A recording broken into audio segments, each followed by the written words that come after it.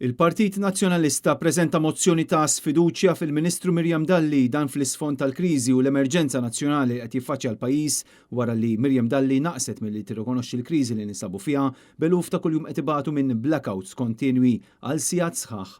Il-Partit Nazzjonalista ilu kważi ġimgħa li talab biex jitlaq għall-Parlament b'urġenza ħalli jiddiskuti din il-materja, iżda Robert Abela irrifjuta u qal li din kienet gimmick politika. Fi stqarrija l-Partit Nazzjonalista insista li la darba Miriam Dalli ma kienx kapaċi tindirizza b'mod xieraq in-nuqqasijiet li kkawżati hija stess, il-pożizzjoni tagħha m'għadix kredibbli u għalhekk il-Partit Nazzjonalista qiegħed jeżiġi li jitlaq għall-Parlament sabiex jiddiskuti din il-mozzjoni b'mod immedjat.